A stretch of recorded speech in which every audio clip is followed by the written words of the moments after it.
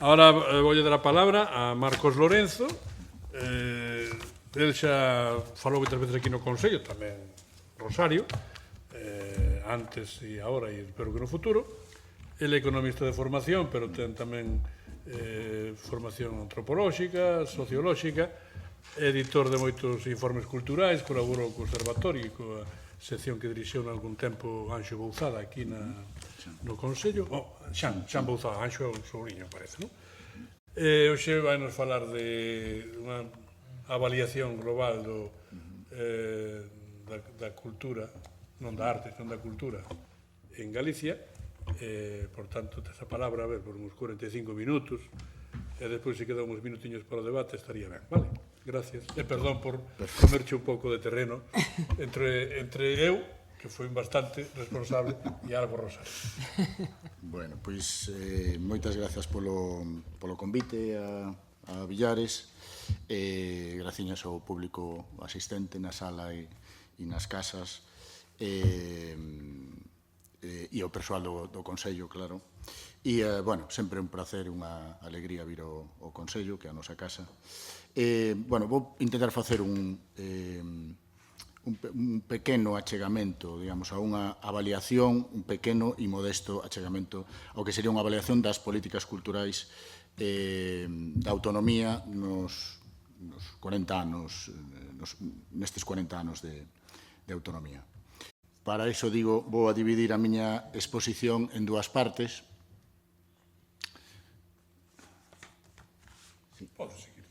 Podo seguir.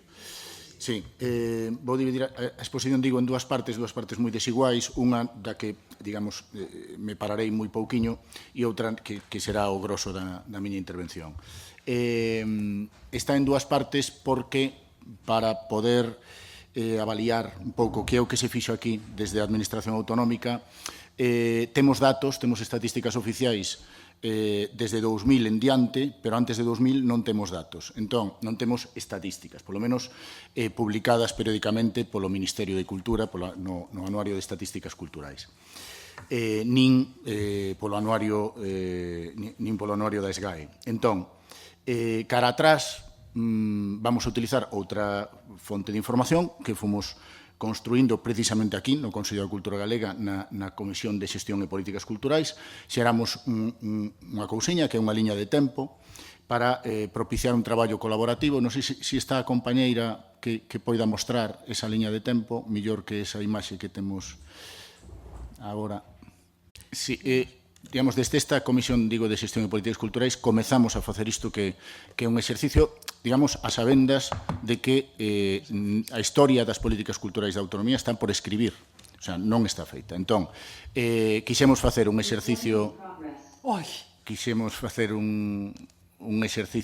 colectivo de reflexión sobre o que sucedeu aquí nestes 40 anos. Entón, ben, o que fixemos foi, polo tanto, nesa liña de tempo, identificar fitos de política cultural e colocalos cada un na súa anualidade. Hai, digamos, uns códigos cromáticos porque incluímos dentro desa liña de tempo a produción legislativa, é dicir, todas as leis e decretos de certa relevancia que se produciron aquí. Se introduce o nacemento das principais institucións e organismos culturais da autonomía. Se introduce tamén a creación de asociacións profesionais e empresariais da cultura.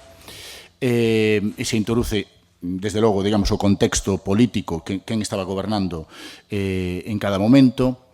Ben, isto... E se introduce tamén, digamos, o que nos parece que son aqueles grandes iniciativas culturais incontestables de escala autonómica, non local. É dicir, estamos falando da creación da SA de xestión do Xacobeo, polo tanto, do primeiro Xacobeo que falou Portomeño pola mañá. Estamos falando da creación da Cidade da Cultura de Galicia. Estamos falando mesmo, incluímos o Culturgal, a pesar de que non é unha iniciativa pública, pero sí que conta cun forte apoio público, pero aqueles iniciativas, aqueles proxectos culturais que entendemos teñen maior dimensión ou maior impacto no conxunto da cultura galega. Entón, por exemplo, esas primeiras fichas que vemos aí, teríamos, no 77 se crea a Federación de Librerías de Galicia, No 78, bueno, aí temos o apunte o contexto histórico legal non da Constitución.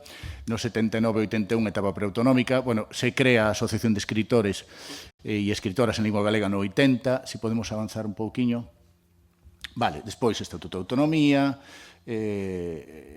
un decreto de traspaso de competencias, digamos, á comunidade autónoma por parte do Estado, presidencia, creación de ANABAZ, que é a Asociación de Arquiveiros, Bibliotecarios, Museólogos e Documentalistas de Galicia en 1982, vale, lei de normalización lingüística, lei para a creación do Consello da Cultura Galega, creación do Consello, creación da Asociación Galega de Editores, e ata aí lemos. Son 80 e pico fitos. A nosa intención a partir de aquí, bueno, completar este exercicio, está nunha fase moi embrionaria, e en cada unha desas fichas documentalas, é dicir, pois buscar pois si son textos, si é unha lei, pois que haxa unha ligazón á propia lei, si hai alguén que sexa autor ou principal promotor dunha iniciativa cultural, pois unha entrevista a esa persoa, poden ser documentos audiovisuais, en audio só, texto, etc. Entón, vamos a intentar facer ese exercicio, temos que arrancar, non? Desde o Consello, nos parece que permitiría ter un arquivo interesante para quen queira despois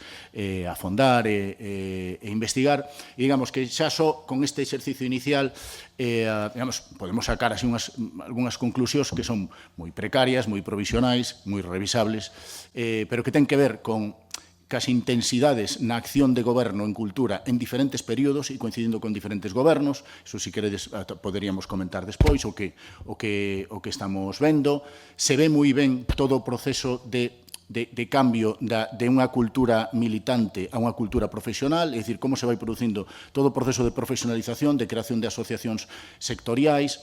Isto é moi interesante, se ve, por exemplo, moi atractivo, se ve que o primeiro sector en vertebrarse dun xeito profesional foi o do libro, non? Pois nacen as asociacións, a Federación de Libreiros, nacen as asociacións de editoras, as asociacións de escritores e escritoras, máis adiante serán o clúster do produto gráfico e do libro, etc. De hecho, é interesante ver as diferentes secuencias por disciplinas artísticas de como isto se vai, ata casi completar a día de hoxe, completar o mapa de todas as disciplinas artísticas, xa, digamos, con entidades representativas, por decirlo así, non?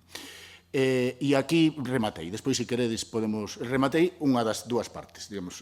A segunda vai ser, xa digo, o principal da miña exposición. Despois, se hai tempo, podemos comentar máis sobre esta liña de tempo.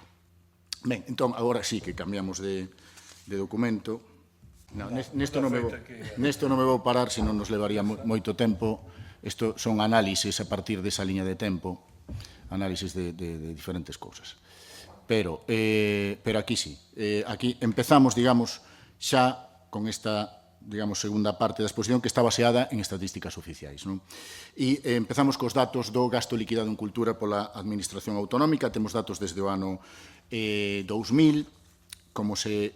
bueno, o propio ano 2000, o orzamento, o gasto liquidado, digamos, da Xunta eran 85 millóns de euros, e ao final do período, dicir, no ano 2020, o último ano do que temos datos, é 91 millóns de euros. Entón, este chiste en estadística que se di que si metes a cabeza no forno e os pés na neveira podes determinar que a temperatura ambiente é ideal, non?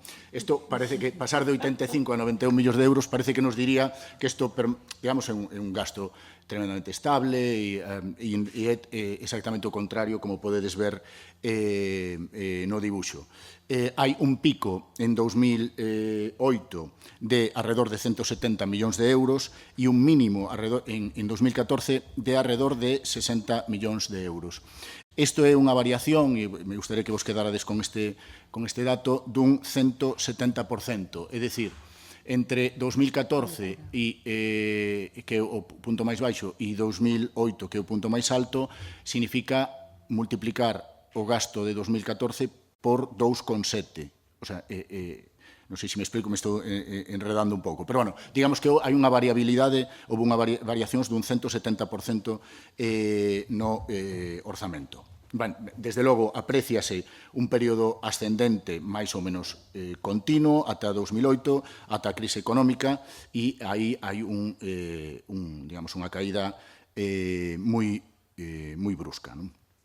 Vale, podemos, digamos, se calculamos a media do diñeiro investido en cultura desde a Xunta, nos sairía nun 1% do orzamento total da Xunta nestas 2 décadas. Non? Cabería, entón, preguntarse se é moito ou é pouco, un 1%. Ben, esa é a media. Na actualidade é un 0,66%, non? Por lo tanto, un tercio menos, non? Da media. Que sería o desexable? Pois, se recurrimos á opinión dos expertos, non? Pau Rausel, da Universidade de Valencia, di que as comunidades autónomas deberán andar alrededor do 2% de investimento en cultura, para os municipios sería entre un 5 e un 10%, e a lei que se acaba de aprobar en Canarias do Sistema Público de Cultura comprométese a investir un 2% en cultura.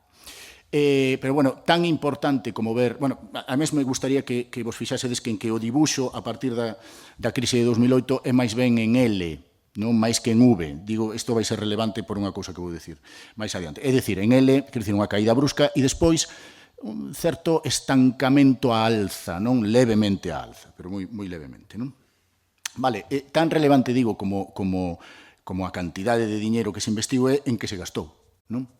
Entón, o que vemos é que nestes 20 algo anos o gasto liquidado en cultura da Xunta de Galicia foi un 40% en gastos correntes, é dicir, en persoal e en actividade, en programación, e un 60% en gastos de capital, é dicir, en obras, en ladrillo.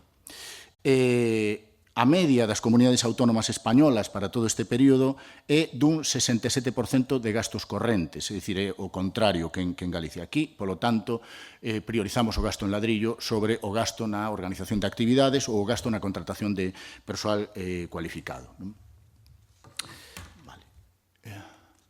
E aquí temos, neste seguinte gráfico, o gasto liquidado en cultura polas administracións locais. Como podedes ver, o dibuixo a partir da crise, que nas administracións locais notouse un ano despois, en 2009, o dibuixo xa non é tan en L, sino que é máis en V, é dicir, houve un período de caída forte do orzamento entre 2009 e 2013, é dicir, tamén foi máis curta a crise orzamentaria que no caso da Xunta, e despois houve un repunte máis acentuado. Se recuperou de forma que en 2019 xa estábamos chegando aos niveis máximos.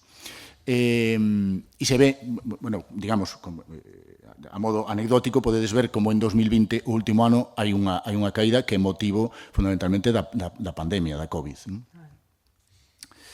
Decíamos antes, no caso da Xunta un 170% de oscilación entre os orzamentos máis baixos e máis altos neste período, no caso das administracións locais será dun 75%. O sea, polo tanto, hai unha maior estabilidade orzamentaria nas administracións locais que no caso da Xunta. Vale. Decíamos agora que na administración autonómica se veu investindo un 40% dos recursos en actividades e na contratación de persoal e un 60% en gastos de capital. Pois, se falamos da programación de actividades para ver como está Galicia neste tema, pois podemos recurrir aos datos da SGAE, do anuario da SGAE, de 2022, con datos de 2021, e aí temos uns datos significativos, o sea, son bastante interesantes. Na primeira das columnas, non? A porcentaxe de función... Bueno, antes de que vexades as porcentaxes, para ter unha cifra significativa, o sea, que nos permita determinar se é moito ou pouco o que vai ides ver aí, sabemos que a poboación de Galicia viña sendo alrededor dun 6% da poboación española e o PIB galego viña sendo alrededor dun 5%. Entón, digamos, calquera cousa que este entre alrededor do 5 ou próximo 6, parece que se aproxima ao noso peso económico e poboacional, non? Entón, aí o que vemos é que, por exemplo, se programan un 3,5% das funcións de teatro de España. Esa é unha comparativa con España. e, polo tanto, moi por baixo do noso peso poboacional e do noso peso económico. Non? Na danza, un 2,7%, por nada, moitísimo menos, non? Do que nos correspondería. Curiosamente, na música clásica, bastante máis do que nos correspondería. Temos moitos máis concertos de música clásica do que ven acontecendo na media española. E despois, música popular e cine, máis ou menos estamos no que nos tocaría estar. Non? Si vemos a segunda columna, a de espectadores, veremos como no caso do teatro hai aínda menos espectadores que, polo tanto, por cada función de teatro en Galicia van menos espectadores de media do que van en España. Esa sería a lectura.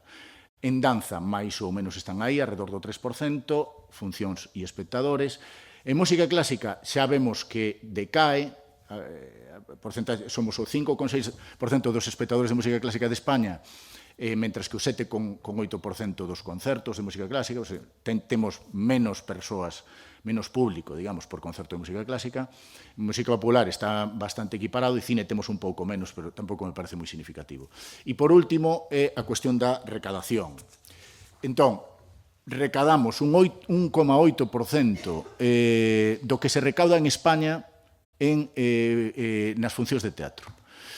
Por lo tanto, aínda menos. O sea, é dicir, no caso do teatro temos moi pouca programación de teatro respecto das medias españolas en termos comparativos, e temos aínda menos espectadores e recaudamos pouquísimo. Non? No caso da danza tamén é moi inferior o que se recauda por espectáculo. No caso da música clásica, pois fixádevos, estábamos moi por riba de España en número de concertos de música clásica e estamos moi por baixo en recadación.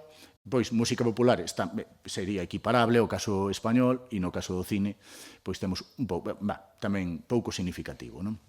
Que se chama recadación? En taquilla? En taquilla, sí. Ou por abonos? Bueno, de ambas maneiras, digamos, público que paga por asistir a un espectáculo. Música popular, por exemplo, unha orquesta que entra aí? Pois, mira, hasta... Unha orquesta dunha verbena, como é que se... O sea, o que entran seguro son os festivais de pop e de tal. O que tería que mirar, porque aí a relación das orquestas que as GAE deben levar parte de control, non, por o tipo de repertorios que interpretan, non, pero se cadra non o sei, tería que miralo, honestamente, digamos, de memoria non xo sei. Entón, bueno, que se ve aquí?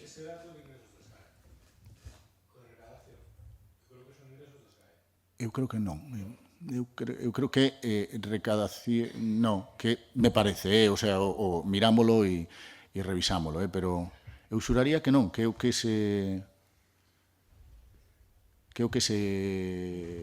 paga a xente en taquilla, porque, aparte, eu creo que vin os datos absolutos, que hai unha fantasma. Terremoto?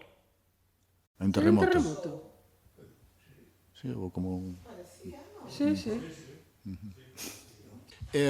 Digo, esta táboa o que nos indica é, primeiro, que en algunhas manifestacións artísticas temos déficits de programación evidentes e despois que temos hábitos de pagamento por asistencia ao espectáculo bastante inferiores á media estatal. E aí inflúe, digamos, como persoa que traballa no sector, sábese ben, digamos, inflúe o fenómeno da gratuidade e dos prezos políticos no acceso a actividades culturais. Quer dizer, en moitas ocasións, cando non hai outras ideas de como crear públicos, como atraer públicos, etc., o que se fai é recurrir a un atallo fácil que sexa gratuita, actividade, ou que...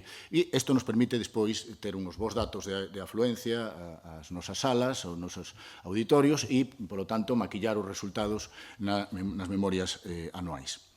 E isto tamén imos ver algo relacionado con isto no caso dos consumos culturais. Os consumos culturais están neste gráfico, podedes ver.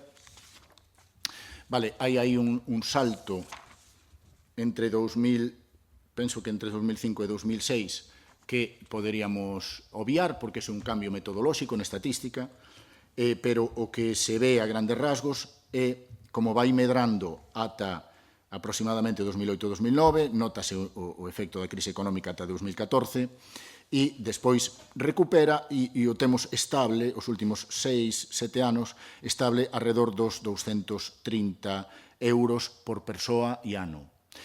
No pico de actividade foi de 300 euros por persona, de consumo, no pico de consumo foi 300 euros por persoa e ano. Isto que parece que non é, digamos, unha variación, vale, aceptable, hai que facer a traducción en millóns de euros. Quer dicir, isto significa que desde 2008 a 2021 circulan polo sistema cultural galego 186 millóns de euros menos procedente de consumos culturais da cidadanía. Unha nota a rodapé, se a isto lle sumamos a desaparición das caixas de aforros e tamén a caída que vimos de mencionar do sistema do gasto público en cultura, entre 2008 e 2020 están a circular uns 360 millóns de euros menos polo sistema cultural galego. Polo tanto, en principio, salvo que haxa outras fontes de financiamento que compensen en parte, que sospeito que non. Perdón? Foi un terremoto, sí? Sí. Sí, pero ahora en Twitter está situación por aí. Pero Santiago, son. Chegou hasta se vuelve te vou chegar. Polo que digo, aquí tamén chegou a Está todo, Está todo. Din que foron dous Un temores. segundo. No, din que foron dous temores curtos. Que vi senta aquí. Púxeno e aí se debe estar. Outro Vigo e outro Ourense, hai dos e tres. Perdón, Marco. Bueno, cando que irades... Vale, despois hai unha cuestión, digamos, a parte da evolución do consumo e da cantidade de consumo cultural anual, hai unha cuestión que é a composición dese consumo, non? Igual que dixemos antes co gasto liquidado da Xunta non se gasta igual que noutras comunidades autónomas, aquí tampouco consumimos igual que noutras comunidades autónomas. De feito, aquí temos un maior porcentaxe de consumo en libro e publicacións periódicas e temos un notable menor consumo en pagamento de entradas por asistencia a espectáculos. Entón, aí xa temos uns públicos, digamos, non educados na importancia de pagar o traballo artístico. Non? Esta é unha das consecuencias, digamos, tamén da gratuidade, que é a desvalorización do traballo artístico, é deseducador, digamos. Pero, digamos, para non enganarvos, debemos recoñecer que de todo este consumo cultural, a verdade é que é moito máis pequeno do que acabamos de decir aquí, si estricto senso, en canto ao consumo de servizos culturais, porque dos 600 millóns de euros que se consume anualmente en cultura en Galicia, aproximadamente 400 é en compra de equipos electrónicos e servicios relacionados con internet. O sea, 2 tercios é para a compra de móviles, ordenadores e o que sexa, consolas, etcétera, que, curiosamente, na estadística o meten dentro de consumo cultural. Vale. Vamos logo ao emprego cultural. Pois vemos unha evolución, en principio, netamente positiva. Prácticamente duplicamos o emprego cultural entre o ano 2000, que eran alrededor de 17.000 persoas, e, na actualidade, que supera as 34.000 persoas, supón a día de hoxe un 3,2% de todo o emprego galego, non? Moi relevante. E digo, bueno, eso, nestes últimos anos é cando se sitúa nos niveis máis elevados, non? Bueno, verémolo agora, pero, digamos, parece un contraintuitivo, digamos, que haxa cada vez menos diñeiro no sistema cultural galego e cada vez máis persoas traballando nel. Bueno, temos a nosa hipótese, non? En principio, se sabe, non, que o mercado laboral da cultura en Galicia estivo históricamente desregulado, é un sector onde apenas hai dereitos laborais. Afortunadamente, desde 2009 empezaron a xurdir convenios, non? O convenio de actores e actrices de teatro, en 2010 o convenio de eventos, servizos e producións culturais, que empeza a ordenar un pouco as dedicacións, as remuneracións, os dereitos das persoas que traballan neste eido. Vale.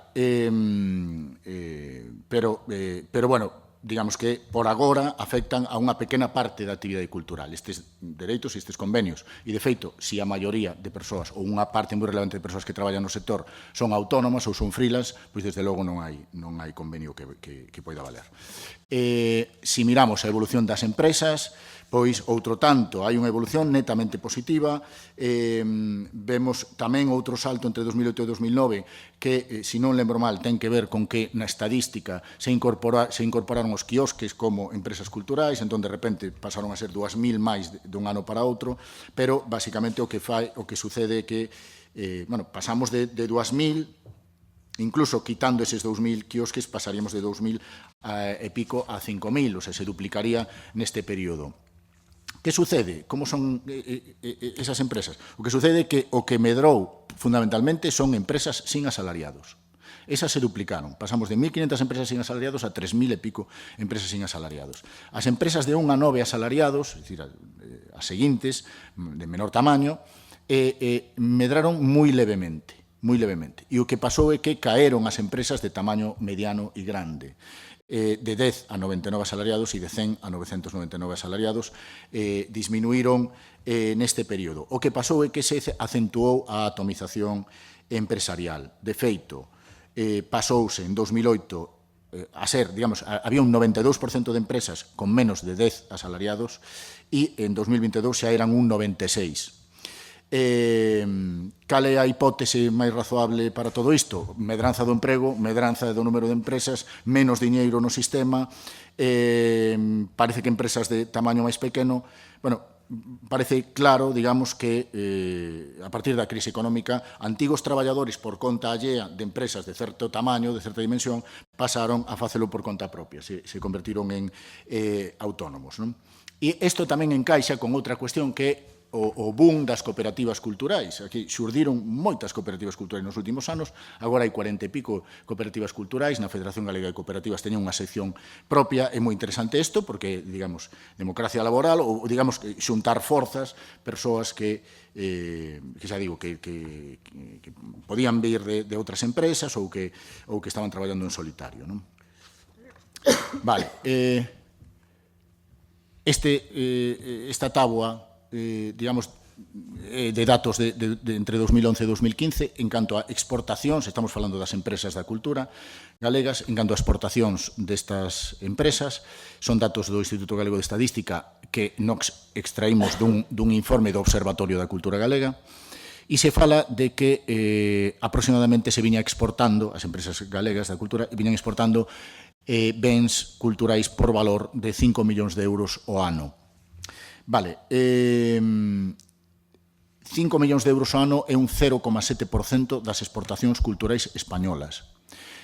Isto significa que exportamos un 10% do que debéramos, si nos equiparásemos co resto do Estado, non? E isto é algo que no seu día, digamos, publicamos un pequeno artigo sobre esta cuestión. Isto, evidentemente, ten relación co pequeno tamaño das empresas, digamos, pero compre, eu creo, salientar que, digamos, non ter proxección. Agora, digamos, isto se pode matizar, non? Pero que non ter proxección, digamos, nas pantallas, na cultura global, nos mercados internacionais, etc., iso é unha grave ameaza de volta para a identidade galega.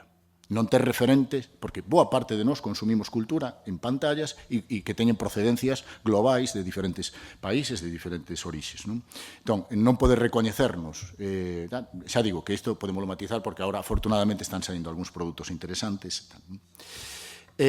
Polo tanto, digamos, as miñas conclusións sería que, por unha parte, a primeira, máis importante, que a historia das políticas culturais de autonomía está por escribir.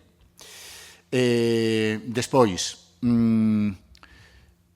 dos datos disponibles que vos acabo de trasladar e tamén da nosa observación participante no sector, de ser unha persoa que traballa neste eido, podemos avanzar que neste período, digamos, houve un importantísimo esforzo na construción de infraestructuras. No mapa cultural de Galicia que elaborou o Consello da Cultura Galega se fala de 5.500 equipamentos culturais. Outra cousa é se eses equipamentos están ben deseñados, se responden á función e ás necesidades para as que foron tal, é dicir, numerosísimos auditorios onde non hai espazo para meter unha escenografía, onde non hai un espazo ben concebido para uns cameríns, onde non, etc. probablemente unha mala xerarquización xeográfica deses espacios, non hai unha ordenación xeográfica deses espacios, é dicir, se producen duplicidades, non hai un centro comarcal que teña un espacio de referencia para determinadas programacións e despois nos espazos locais outras. Non está pensado, non? Pero, bueno, hubo un enorme esforzo en canto a infraestructuras. Unha cuestión en canto a programación e persoal, acabámoslo de ver, menor programación que as media estatal e un déficit tamén no cadro de persoal das administracións, no que ten que ver ca programación, abuso da gratuidade e dos prezos políticos, no que ten que ver co persoal, hai poucas semanas estiven en Portugal dando unha charla falando do Plan Estratégico da Cultura de Ferrol e lles preguntaba cantas persoas traballaban no Departamento de Cultura de Leiría nun caso e de Santa María da Feira noutro, que Leiría ten 64.000 habitantes, igual que Ferrol, e Santa María da Feira ten algo máis, non? Pero nós agora mesmo, tamén unha circunstancia un pouco especial, no Departamento de Cultura e Festa estamos 2 persoas, unha persoa administrativa e eu como técnico, e en Leiría tiñan 18 persoas traballando, entre administrativas e técnicos, e en Santa María de Feira 20 persoas traballando nese departamento. Ben, isto en canto ao persoal. En canto aos orzamentos, o que se ve unha inestabilidade aguda, digamos, e cun fortísimo impacto da crise económica da que aínda non nos repuxemos, non? Polo menos no ámbito autonómico, no local se está aproximando. Cales son para min, digamos, as principais características das políticas culturais da autonomía nestes 40 anos? Primeiro, democratización da cultura frente á democracia cultural, é dicir, políticas centradas no eventismo, en organizar actividades para poñer artistas diante dun público, non? En vez de democracia cultural, é dicir, formación da cidadanía, fomento das prácticas amadoras, apoio ao tecido asociativo, etc. É o que Lluís Bonet di que en España, basicamente, se fixo unha política de oferta, non de demanda. Non? Digamos, con termos económicos, interesante, se visualiza ben. Non? Digo, outra das características das políticas culturais de aquí é a visión instrumental da cultura ao servizo de outras cousas, non tanto sustancial da cultura, sino instrumental, e fundamentalmente ao servizo da economía. Non? No mellor dos casos, cando hai algún enfoque mínimamente estratégico en cultura, normalmente este. E ten que ver con traer artistas, ou digamos, traballar o patrimonio ao servicio do turismo, da hostelería, do comercio local, da dinamización económica, basicamente. Non? Outra característica das políticas culturais son escasísimos instrumentos de planificación. É dicir, non se definen obxectivos, non se avalían resultados, etc. O sea, o Plan Estratégico da Cultura de Ferrol, e perdón que fale do meu libro, é o primeiro, se fixo en 2022, é o primeiro plan estratégico dun municipio galego en 40 anos de democracia municipal. O sea, non se considerou imprescindible ou necesario ordenar, ter un bo diagnóstico, definir uns obxectivos de forma participativa, que sexa de forma rigurosa tamén e profesional. Bueno, esta é a situación. Algo que está relacionado con isto, a escasísima presenza da investigación e da diagnose do sistema cultural galego. É dicir, temos 3 universidades, cantos equipos de investigación hai, analizando un sector que ten o 2% do PIB e o 3% do emprego. Cantos equipos de investigación hai? Cantos expertos hai nesta materia? Estaba xa embouzada, non? Cantos hai? De forma episódica, Interea, un equipo de pedagogía, non? da Universidade da Coruña, sí que fai análisis, normalmente a demanda da administración local ou da Diputación, fai análisis da situación do sector ou dos profesionais do sector, no sector público, bueno, quizás é o exemplo máis destacable, non? Pero despois é un grupo de investigación en pedagogía que evidentemente centra os seus esforzos máis noutras cousas. Temos aquí na Universidade de Santiago aqueles estudos que se fixeron, non sei se era en comunicación audiovisual ou xornalismo, a respecto do fenómeno da verbena, das orquestas, uns traballos estupendos, interesantísimos, non? Pero bueno, puntuais, non? Creo que tamén houve outro estudo sobre o impacto económico dos festivais de música. Tamén, traballo estupendo, pero puntual. Non hai grupos de investigación e, de feito, é sintomático isto que está sucedendo, que quen está explicando estas cousas é un ciudadano particular interesado por estes temas e non alguén que forme parte dun grupo de investigación cuns recursos detrás e cun orzamento. Non? Bueno. Características, do meu punto de vista, do mercado, ata agora falei das políticas culturais, do mercado cultural galego. Bueno, como podemos ver, unha medranza sostida na creación de empresas e de emprego neste período, evidente. Agora ben, un tecido empresarial cada vez máis atomizado, cada vez máis pequeniño, e un emprego cada vez máis precario. Hai cada vez menos diñeiro no sistema cultural. Non? Por outra parte, uns consumos culturais da poboación relativamente menores no que ten que ver co acceso a espectáculos. O sea, se paga menos entradas para acceder a espectáculos que na media estatal. Por outra parte, orientación das empresas a mercado interior e a cliente institucional, sobre todo. O sea, non se exporta, non se captan fondos europeos, hai escasísimos proxectos a risco empresarial puro, é dicir, a venta de entradas. Non?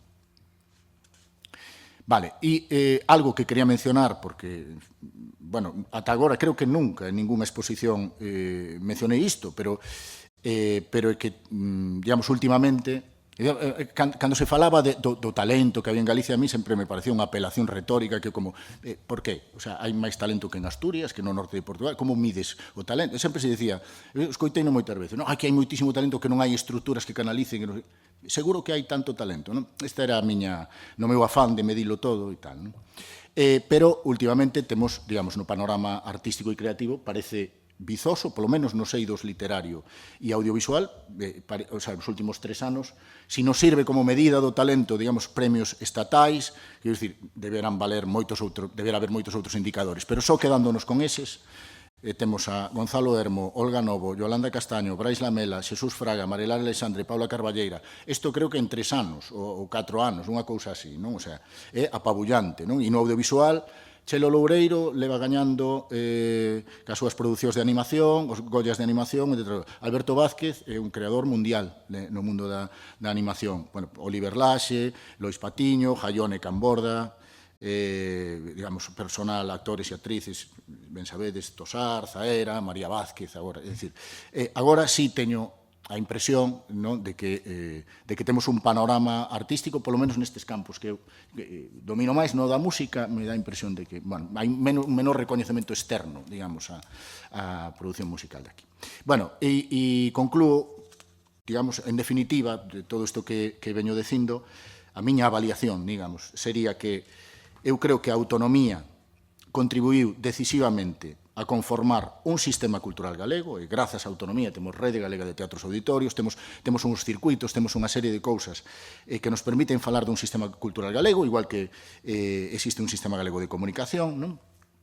E viceversa, digamos, ese sistema cultural ten un papel moi importante na vertebración do país e no mantemento e renovación da identidade galega, en decirnos quen somos, volvernos a decir quen somos, digamos, pero con linguaxes actualizadas. Non? Ten un papel moi relevante. Eso por unha parte.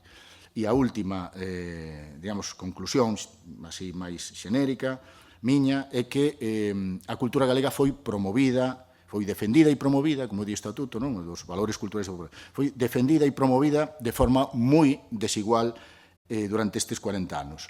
De feito, esa liña de tempo pode ser reveladora, digamos, da cantidade de iniciativas culturais por períodos. Nos pode dar un mapa bastante interesante. Digo, houve unha defensa e unha promoción moi desigual da cultura galega durante estes 40 anos e como resultado dese proceso houve melloras apreciables, evidentemente, pero o sistema cultural, o sea, presenta feblezas de carácter estrutural que cumpriría afrontar e reverter. E xa está.